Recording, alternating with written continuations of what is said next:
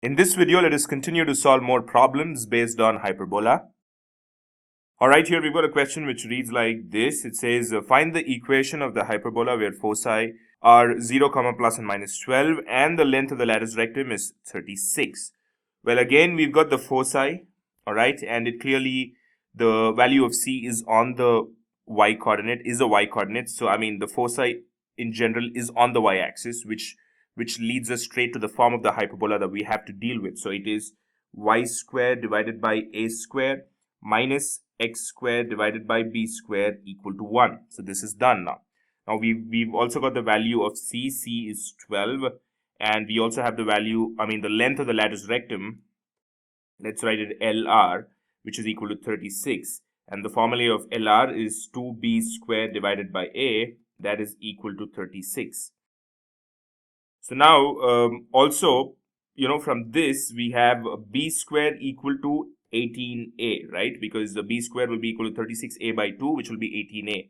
So we've got the value of b square from this. The reason this is quite important is because of this. Now, we know that c square equal to a square plus b square. Now, before I come to this equation, let me tell you, to be able to find this equation, we need the values of a and b, but we do not have the values of a and b. We just have the values of a. But the length of the lattice rectum is given. We know the length of the lattice rectum is given by 2b squared by a. So what we have to do is use the value of c and try and find one of the values of a and b, and then use that value to find whatever is not being found. Whatever was not found. So that's exactly what I'm trying to do here. So by finding the value of b squared, I'm going to substitute b squared by this value of a, which leaves us with just one variable so that we can find the value of a. So now c is 12, c squared is 144, equal to a squared plus b squared is 18a. So we have here a squared plus 18a minus 144 equal to 0, which is a quadratic equation, which is definitely solvable, right? So let's find the factors for 144.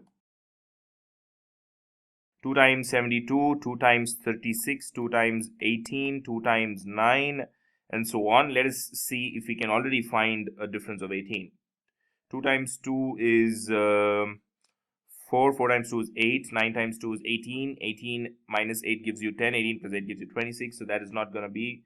So 2 times 2 is 4, and we have 9 times 2 is 18, 18 times 2 is 36, 36 and 4 is not going to give you 18. So let's further factorize this. 3 times 3 is 9. So now we have 3 times 3, or we have 2 times 2 is 4, 4 times 2 is 8, 8 times 3 is 24, and then we've got 2 and 3 left, which multiplies to give us 6. So 24 minus 6 gives you 18. So here we are. We have a squared plus 18a can be split as 24a minus 6a. 24 times 6 gives you 144, and 24 minus 6 gives you 18a. So there we are.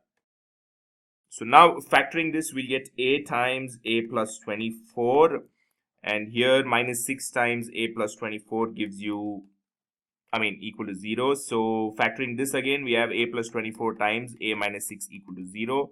So a is either minus 24 or positive 6. So it definitely has to be positive 6 because length cannot be negative. So now that we found the value of a, we can find the value of b by substituting in this equation or this one. It's up to you, but I'll use this one. So we have 2b squared divided by a equals 36, or 2b squared divided by 6 equals 36, or b squared equals 36 times 6 divided by 2, which gives you b squared equals 108. So we need b squared, we've got it. We need a squared, we've got a, so we can definitely find a squared. So now the equation of the hyperbola in question is given by y squared divided by a squared is 36 minus x squared divided by b squared is 108 equal to 1. So this is the required equation of the hyperbola. You can also write this in a form of, you can just eliminate these denominators and write them as, in a line or something. I'll leave that to you, but this is the required equation of the hyperbola, whose foci are 0, plus or minus 12, and the length of the lattice rectum is 36. All right, so that ends this problem. And again, it comes down to identifying the standard equation of the hyperbola. What form is it?